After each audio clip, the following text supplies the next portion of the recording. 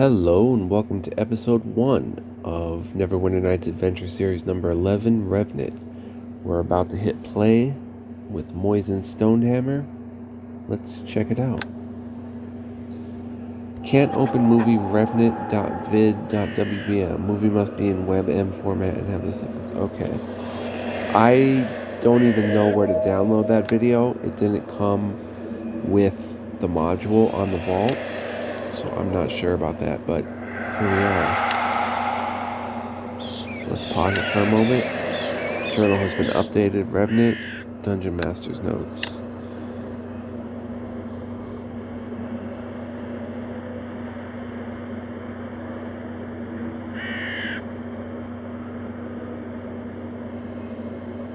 Should I read this?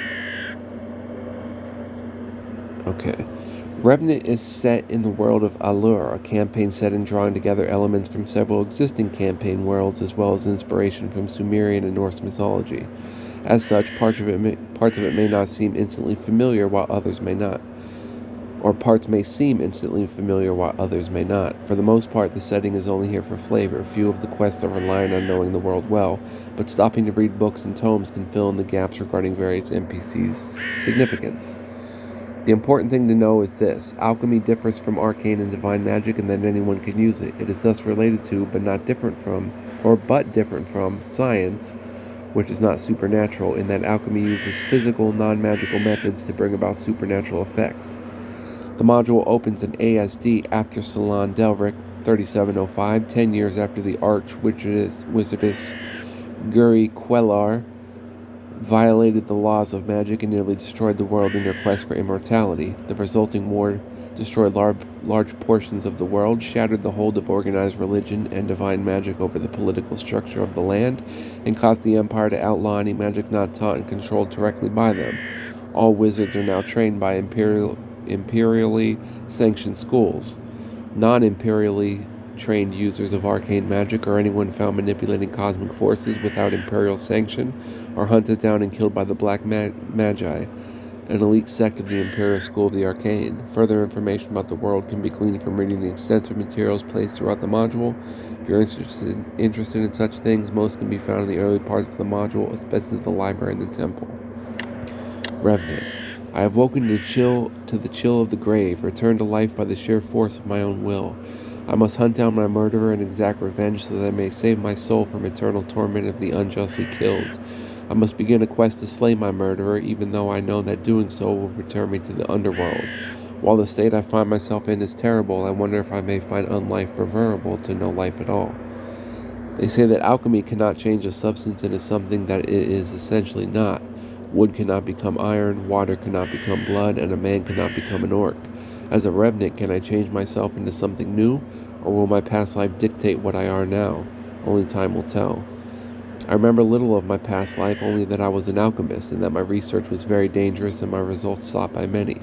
I feel that I was often in danger from many sources, so often that it had become a thing of routine that is, until I was killed. I do not know what might have caused me to return from the dead, save for the certainty that I was unjustly slain. I am filled only with the drive to find my killer and exact revenge upon them. The affairs of my past life, whatever they may have been, are important only insofar as they lead to the discovery and destruction of my killer. None shall stand in my way, none shall thwart my will. I will have my revenge. I have become a revenant, a vengeful spirit risen from the grave to destroy its killer, and only destroying the one who murdered me can bring me peace. I should examine and become familiar with the items in my pack before adventuring. Alright, so we've got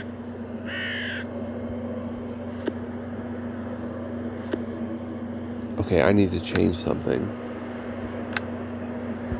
My feedback options. The tooltip delay should be 0.1 seconds. I changed it thinking it was something else, but here we are. Mandrith's holy symbol, Dasans, Flame Blight, and Shrikes. Using this holy symbol would declare your character's allegiance to Mandrith, the Stormfather, and the god of warriors, rogues, and wild magic. You may only use this symbol or any of the god symbol once per game. Using this item will destroy all other holy symbols in your inventory. Mandrith is a chaotic god, good god. And the Stormfather, the god of warriors, rogues, and wild magic. Here we have Dasan, the god of clerics, paladins, and half-dragons. Lord of light, lawful good. Flame blight, chaotic evil. The flame blighter, the god of fire, dark clerics, blackguards, and assassins. And Shrike, the green lady, the goddess of nature. And she is true neutral. So I'm kind of leaning toward Dasan. No, I'm sorry, toward Mandrith. The Stormfather, the god of warriors, rogues, and wild magic. So I'm going to go ahead and become, well, it's either that or Shrike, goddess of nature.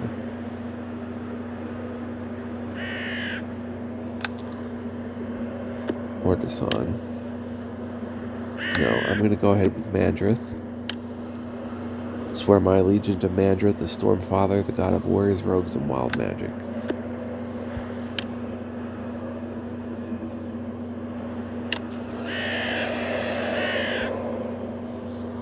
Alright, we've got Revenant instructions. Pause it again. Revenant, no one expected. Okay.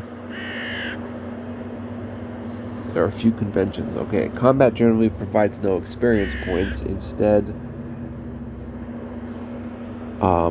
characters in Revenant gain XP for completing quests, restoring lost memories, and recovering alchemic secrets and artifacts. This allows you to avoid combat that is too difficult with no penalty and removes some of the warrior class favoritism inherent in the Aurora game engine. Every quest is not available to every character, as certain NPCs will only offer to the characters of a certain class or specific sex. Likewise, some areas are not accessible by every class. Class-restricted areas, only one member of a multiplayer party needs to have the required class, okay? Class quests are designed to be very hard, if not impossible, for members of other classes to do.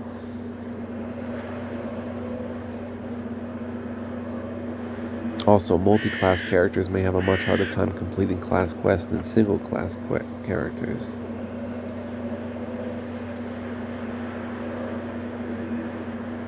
Generally, as one of the undead, PCs regenerate lost hit points naturally, 3 hit points per round. Other healing must be acquired by devouring the bodies of those you kill. When a living, non-plot humanoid creature dies, it will leave behind a corpse. In addition to a treasure, eating corpses of the freshly slain will partially heal you. Many NPCs will also drop a body part when they are slain. Minimal rest areas, with the exception of the graveyard. Undead can always rest in their graves. You'll be informed when an area is safe to rest. Revenant's plot is designed for single-player games.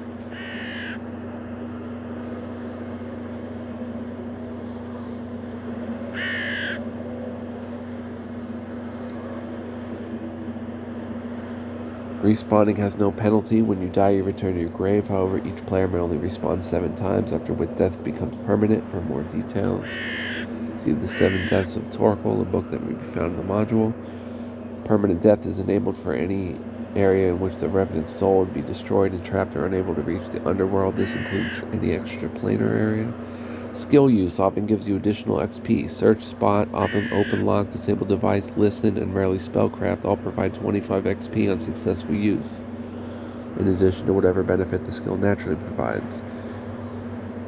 In addition to its usual uses, search gives a chance of finding hidden treasure.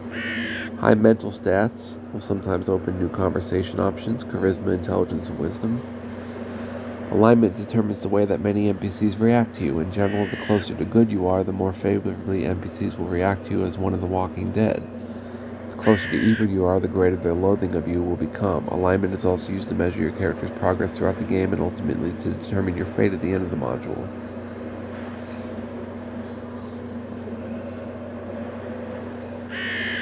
Get on your reading glasses. Revenant relies heavily on the journal and the use of written materials in-game to reconstruct your character's memories.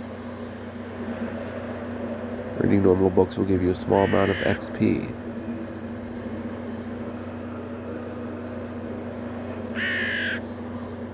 I'm just going to quickly go over these. The romance quests in Revenant are key to a gender of the first PC that enters the module. Note that some NPCs simply won't be interested in members of the same or opposite sex. All required romances, flirtations, however, are always available. henchmen have been added back into the game. They have quests that you may complete to gain levels, new equipment, or special powers. Henchmen do not level up with you, but as a result of completing their own quests. Save often. You may not be able to respawn in all areas. Currently there's 4 deities. Item and creature color distinction have been enabled, such as gold for artifacts and green for potential NPC henchmen. Every 2 levels you'll be offered a chance to remember the use of special alchemic skills. Note that each of these skills will cost you XP to use, except for transmutation, which will cost you gold and XP. Spells have been edited. In addition to those listed under 8.1, all summon creature spells have been changed so that they now summon extraplanar creatures like those in the pen and paper version of the game instead of animals, unless the character has an animal domain power. Change summon creatures 6 through 9 so that they actually will summon the Earth Elemental. The spell description says they will. Note the Earth Elemental has issues fitting through some doors. If it's an issue, just recast it. Summoning spells 1 through 6 will spawn creatures based on the alignment of the creature, the alignment of the caster. Good aligned conjurer.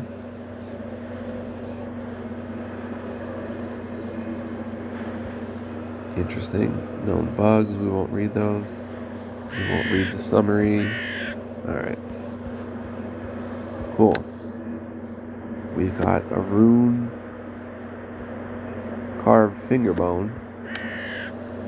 This is the smallest finger in your left hand. While the flesh is rotted away from it, you can see it's tattooed with a series of small golden runes. How or when you did this to yourself is unknown. By touching one of your fallen comrades or henchmen with this finger, you can call back their spirits from the underworld using force of will alone. Unfortunately, it will not leave them much better than dead, making this a poor ability in combat. Raise dead.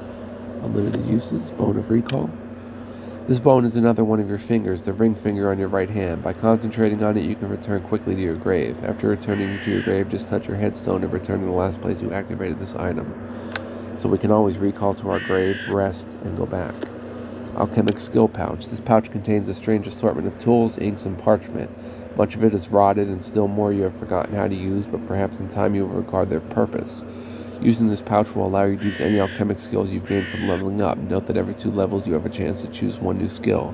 Do not exit the dialogue following your level up or you will lose the opportunity. For this reason, you should also never level up in combat.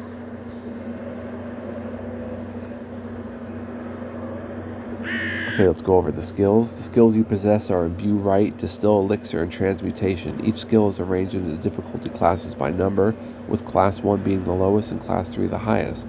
In all cases, trying out a skill is the only way to know what is possible with it. Imbue Right. This skill allows you to write scrolls with only a blank sheet of parchment in your own blood. Each additional difficulty class you remember adds more powerful rights. These rights are primarily offensive in nature. Distill Elixir. This skill allows you to brew a potion with only an empty potion bottle, a few drops of blood, and the tools in your kit. Each additional difficulty class you remember adds a greater variety and strength of potions. These potions are primarily defensive in nature. Transmutation. Potentially the most powerful skill, transmutation allows you to turn various raw materials such as wood, stone, gold, and other inanimate objects into another similar object of your choice. Thus a log could be turned into a club, but not a suit of full plate mail. Each difficulty class adds a new type of item you may transmute. Class 1 allows wooden items, Class 2 stone items, and Class 3 metal items. Enchanted and worked items may not be transmuted. That is, you may transmute a lump of raw ore, but not a forged longsword.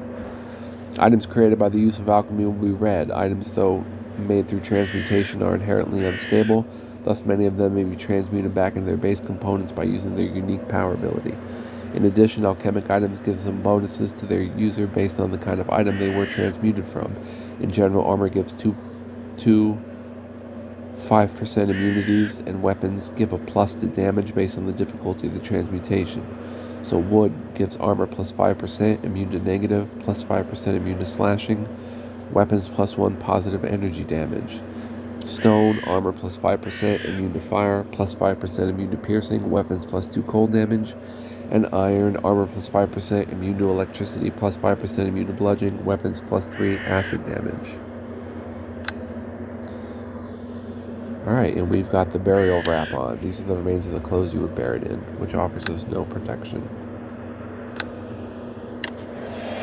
Headstone. This is your headstone and offers a focal point for many of your powers. This is your headstone. On it was written the words, Moisen's Stonehammer, taken before his time.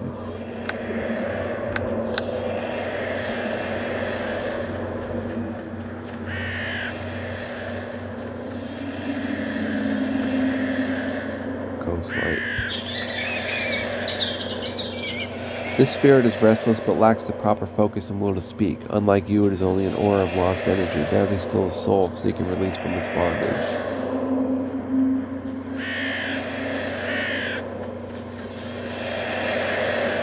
Josiah the Gravekeeper. What? Another one of the dead walks, I see. I can see from the light in your eyes that you be no ordinary ghost or zombie. You be a revenant, I'd wager. Let me turn this down a little bit.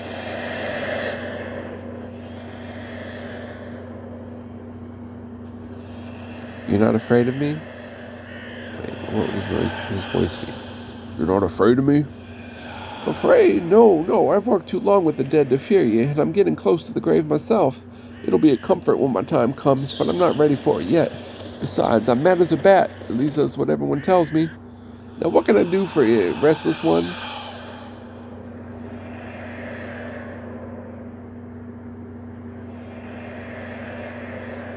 What's with all the ghosts around here? Seems unusual there would be so many. Oh, a combination of things, no doubt. My grandpappy used to tell of a ruin in the marshes near here that was teeming with auras and enchantments left by the old powers. He claimed that it was the decaying enchantments that made the dead walk so commonly here. I've also heard tell the spirits here hold some grudge against the Chilton family. They have a private plot a little south of here for something they did centuries ago. Of course, most of those ghosts ain't got the brains to speak, so I ain't got no way of asking them.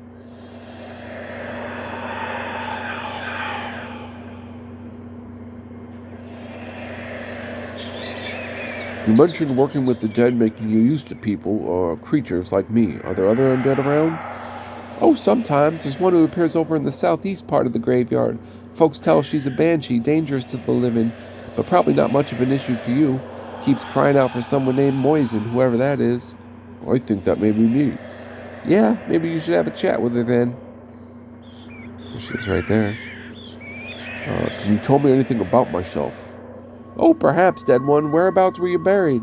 Point one, ghostly arm toward your open grave. Oh, that grave's a couple of months old. You're a fresh one. Don't know you personally, of course, but then I try not to know the living until they're dead, if you catch my meaning. Doesn't do to form personal attachments. I believe you were buried by, let's see, a cousin of yours that lived in the village. Her name was Maria or some such. Thank you. Always glad to help a spook get back to its grave. Wait, I'm not done with you. Tell me who you are. Me? I'm Josiah, the Gravekeeper. I keep this yard clean of trash and rake the leaves up when they fall. I keep the dead to the dead, if you take my meaning. You mean you put the dead to rest? Sometimes, when they're hostile. Mostly I just talk with them like I am with you. Nothing, never mind. Let me pause it for a second, light a cigarette.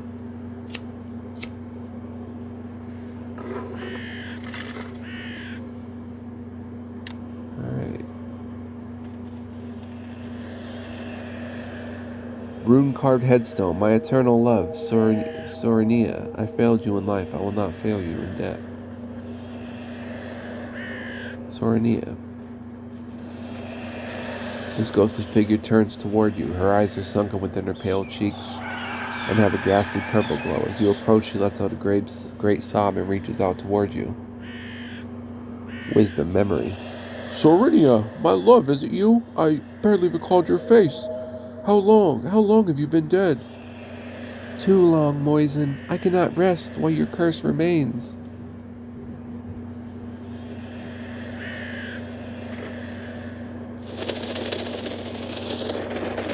Curse? What curse have I laid upon you, my dear? Tell me, and I shall move mountains to lift it. I will tell what I have strength for, my love. It was 10 years ago when I fell ill. No cleric could save me, and you refused to let nature take its course. You had just begun research into some sort of alchemy that you claimed would prolong the life of mortals, any mortals, and so you used it on me at the hour of my death in an attempt to save my life. But you failed, Moisen, my love, my only. You cursed me to this half-life, this existence of hardly existing, and so I have waited these long years, while you worked on a way to undo what you had done, to set me free. When you died, I lost hope. I feared I would be bound to this unlife forever. But now you return, and so I ask of you one last time, my love, will you find a way to release me from your mistake?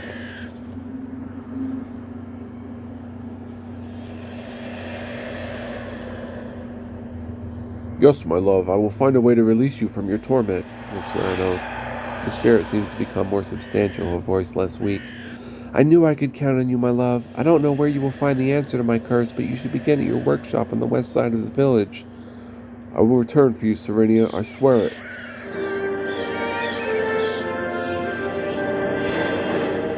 Well, that was quick to get into some trouble, swearing an oath and whatnot.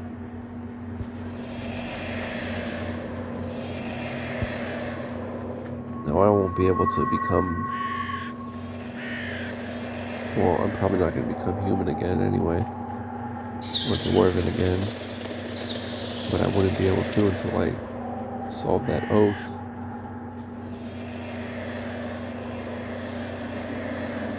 And is she a romanceable character? So many questions. What is this?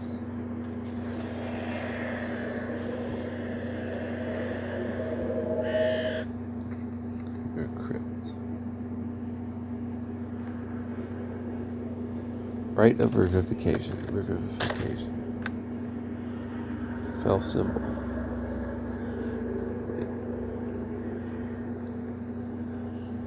Save often. Rite of revivification. Your name is inside the front cover of this book. This book is filled with extensive notes in your handwriting on the alchemic process for reviving the dead.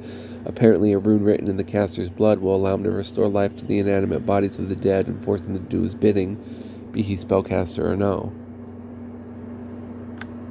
First of all, let me summon my animal companion. There's Ilan. So, come again.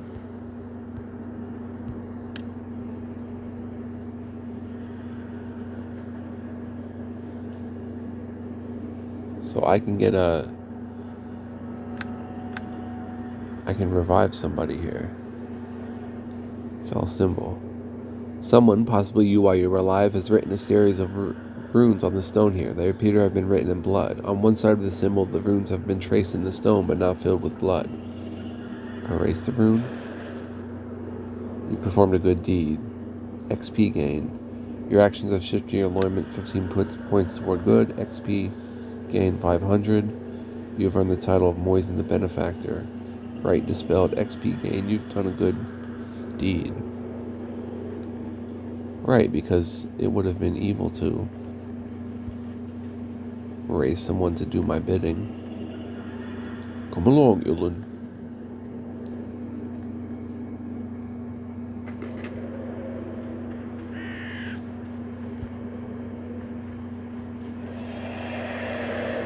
This module's cool as heck already. I'm loving it. Alright, that takes me somewhere else. In the graveyard, I believe.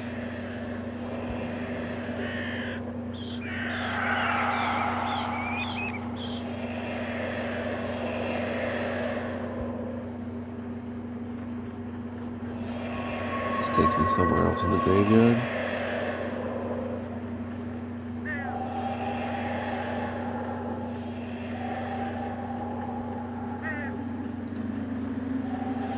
That's our grave, right? No, that's not our grave.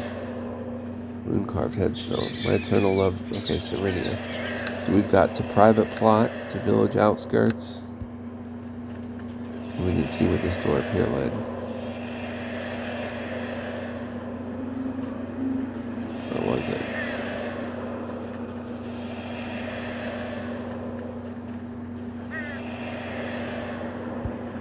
So I'm very thorough. If you're just watching this for the first time, I try to be as thorough as I can be. Check everything. Yeah, there was a door up here. Where does this go? Outside the graveyard.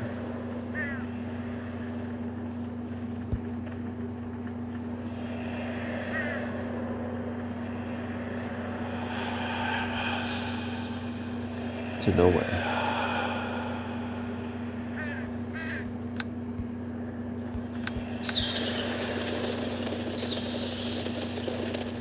We're going to be using detect mode a lot.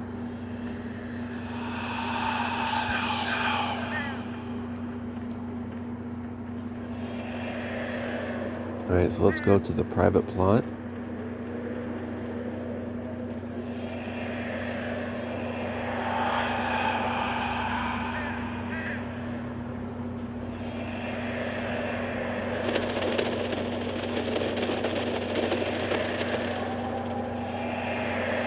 See if we can't get some weapons going.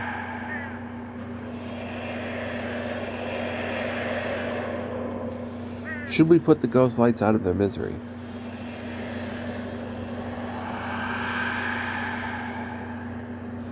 Let me quick save and see if that's something that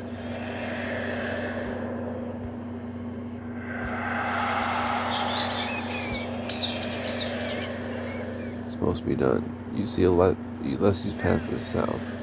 Let's begin. This weapon does nothing.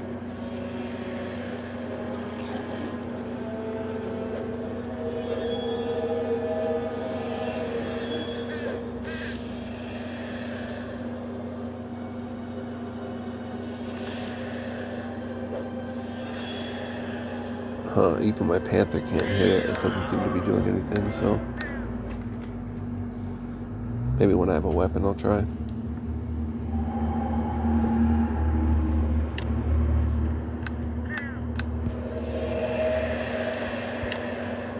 Where was that less used path to the south?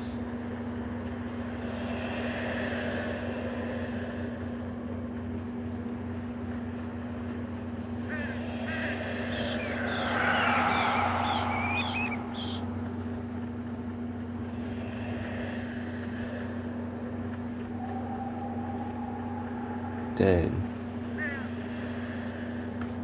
I shouldn't have attacked that thing because I found a path. Search mode.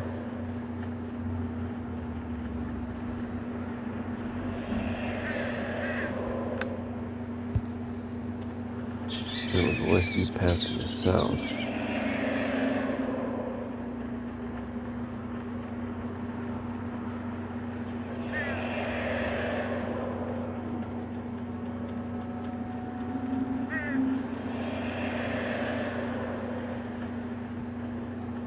No, I don't know if I found it.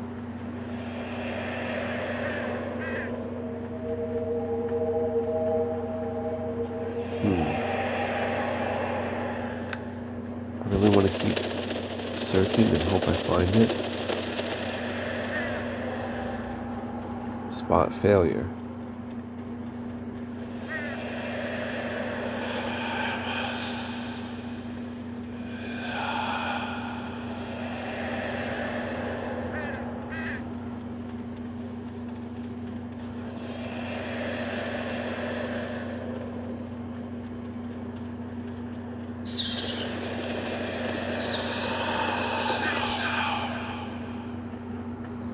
It's only a DC of 10, so we can do this if I get another roll at it.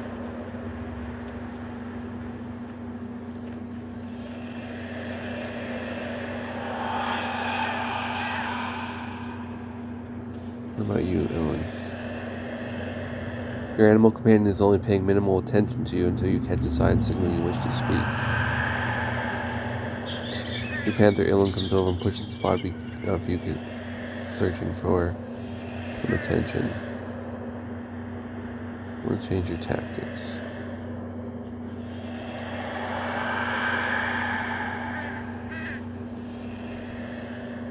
Okay, I don't want to change anything right now.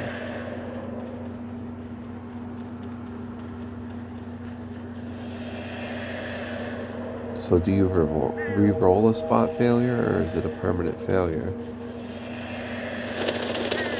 That's what I'm trying to figure out. Looks like it might be a permanent failure until you get higher skills. If I get it, like in Pathfinder Kingmaker, if I get another point in the skill, then I'll probably be able to use it. Or I'll probably be able to re-roll it. Okay, stones are covered with ivy and worn with years of neglect. The headstone next to the door appears to have some writing scrawled on it. That was a spot success.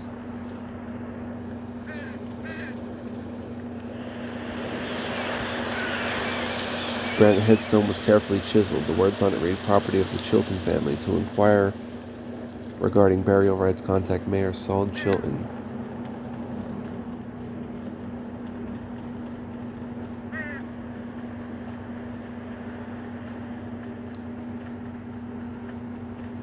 We go inside completely unarmed.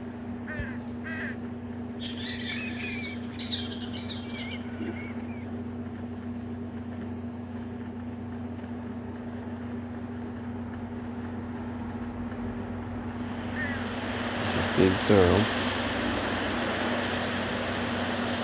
Man, I really wish I could rediscover that path to the south, though.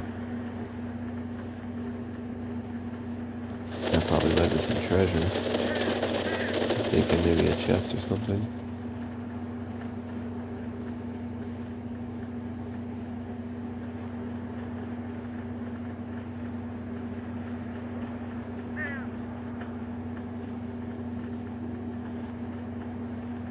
I should have put those points in search. Alright, let's head in.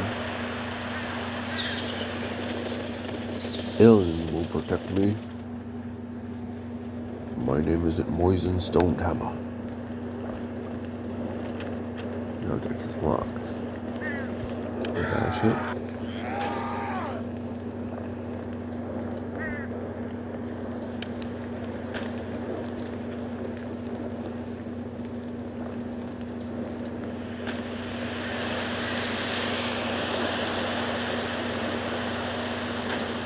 Yeah, it's not gonna work.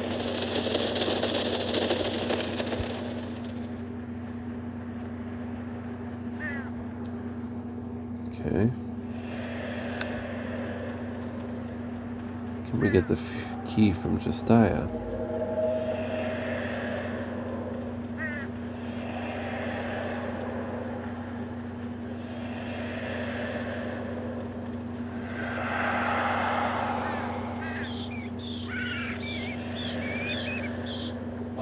What?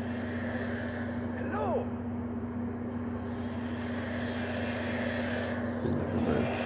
Yeah, who did you say bared me? Cousin of yours. I think it was named Maria. She lives in the village just down the hill, I think. Of course, I ain't been to town in a few months. A lot can change in a little time.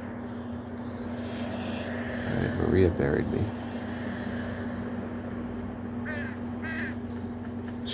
Alright, to the village we go. The Walking Dead.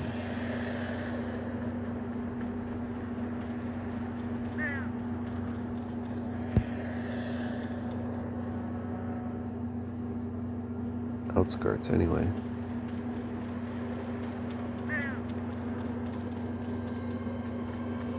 You catch sight of a small cave to the south. First of all, let me pick up this hay fork.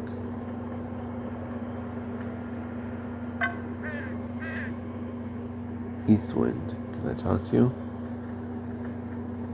The dog growls as you approach. Dogs are known for being disturbed by the undead. This one seems to be no exception.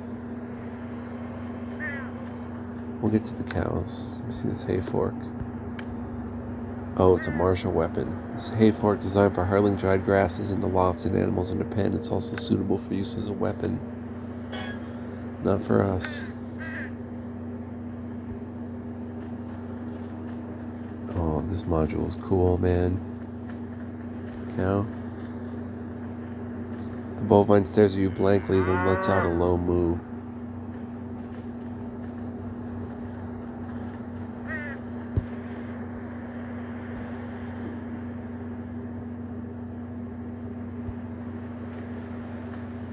Small cave to the south.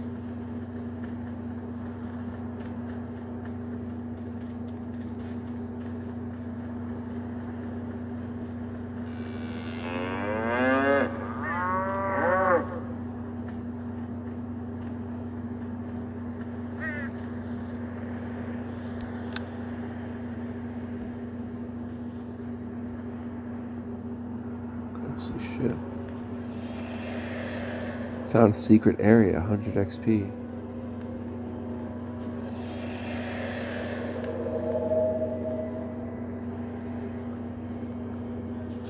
Research turns up treasure. Acquired item fire agate, 16 XP, 25 XP for turning up treasure.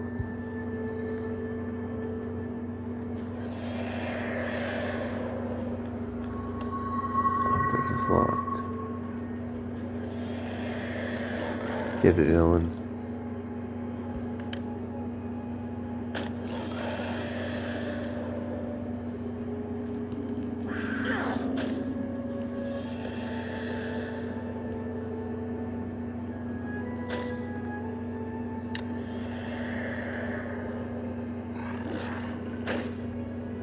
We'll bash this thing. Maybe.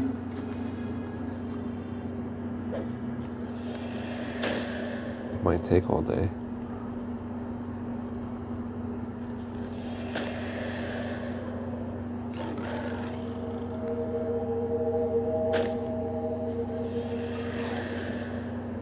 Oh. Nice. Got it.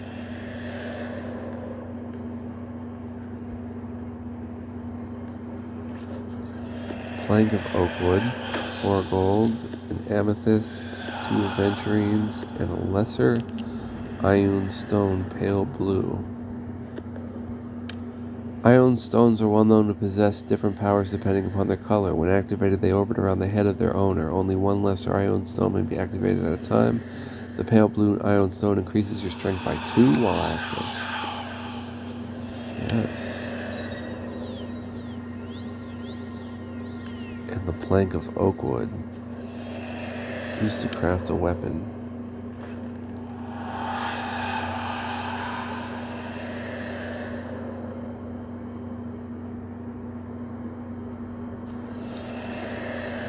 Craft a club. Success! Yay! We crafted a weapon.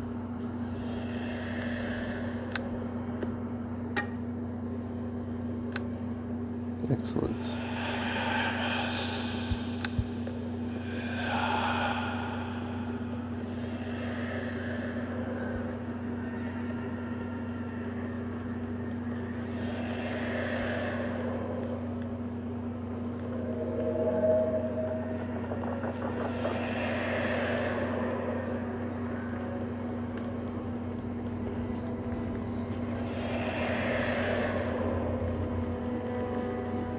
Love those modules when at low level you have to just like get by any means necessary. Crafting club and stuff like that. I love that. Now I can exact revenge upon my killer. I've got a club to club him to death.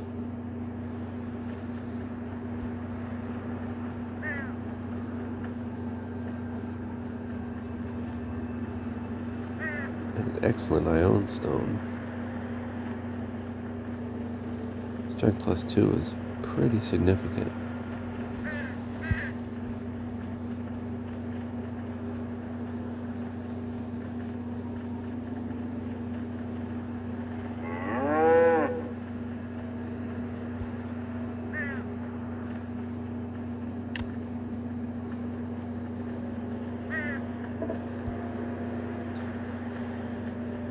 Chickens.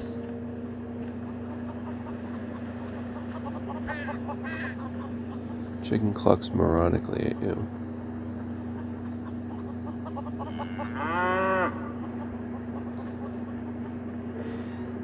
Let's go in someone's house. Maria's home. Now this would be considered evil if I... Success not possible in that search. If I take this stuff. Probably. Oh, Maria. I greet you. By all the gods in the underworld, Moisen, is that you? Yes, it is. Yes, it is I, Moisen, returned from the grave to hunt down my killer. You're a killer, but there was an investigation. No suspects were found. How can this be? How can you live? Was there a resurrection? There's no priest powerful enough to raise you for 60 miles. Maria's hands are shaking and her lips are blue with fear and shock. She seems on the verge of collapse. Maria, my cousin, please stay calm. I need to ask you a few questions and then I shall depart your home. Calm, yes, calm, my cousin. I do not know how you can stand before me when I buried you myself, but I shall do my best to answer your questions. I must know who I am. I remember nothing of my life. What was my occupation? You were an alchemist, a mixer of potions, and a builder of machines. You kept a lab on the other side of town in your house with your business partner. Who was my business partner? Maria opens her mouth to reply, but instead drops to her knees and slowly falls to the floor. You kneel to help her, but she's already dead. Her mind unable to comprehend you return to life. What? I have met my cousin Maria and unfortunately scared her to death. Before she died, she revealed I was an alchemist when I was alive and lived on the other side of the village. I do recall something of this, of mixing potions and building mechanical wonders, but it all seems so far away as though viewed through a veil. Perhaps there are more clues to my life in her house, or failing that, my house across the village. So I guess I can't use this skeleton finger to revive her, right?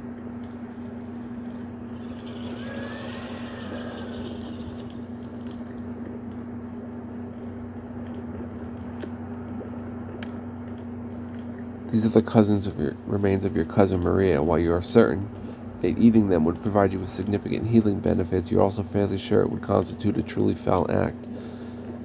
On the other hand, you have a strong obligation to see her body buried properly. So we'll take her. She's only 1 pound? Half a pound? Okay.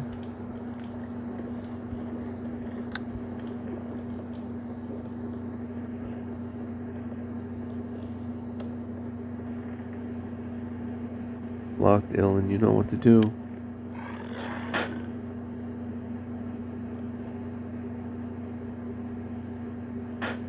Boom. I've got an 18 strength right now. That is pretty good.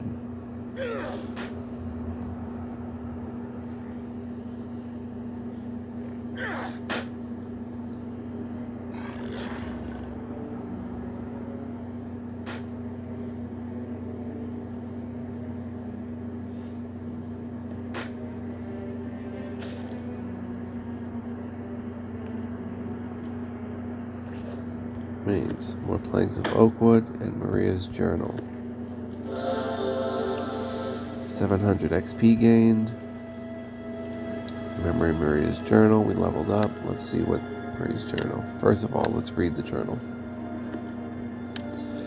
You leaf through the journal until you find the parts that mention your death. Entry 176. It's hard to believe that my cousin is actually dead after so many years of living close by. Entry 178. Mayor Chilton came by today to give me his regrets and tell me the village elders were looking into my cousin's murder.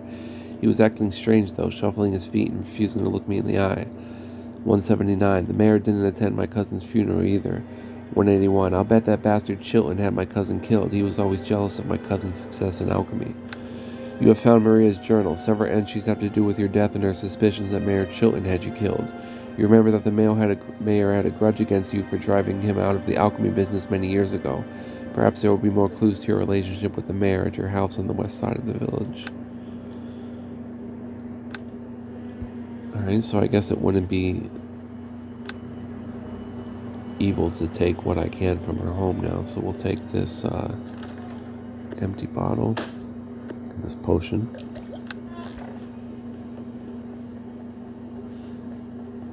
And we'll head upstairs. The door is locked and you have no reason to enter. Okay.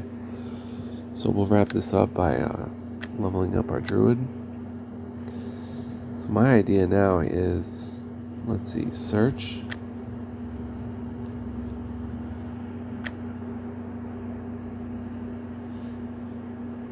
Persuade. And spot. No, just 2 in search.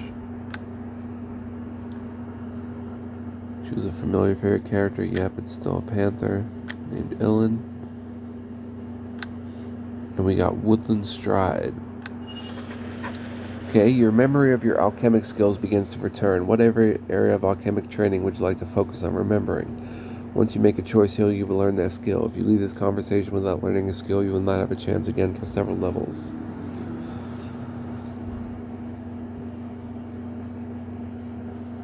Let's focus on remembering the method to transmute objects. You call the method for Class 1 transmutation. To access the skill, use your alchemic skills pouch. My mind begins to clear as the fog of death slips away and memories are returning. I have recalled one of my alchemic skills.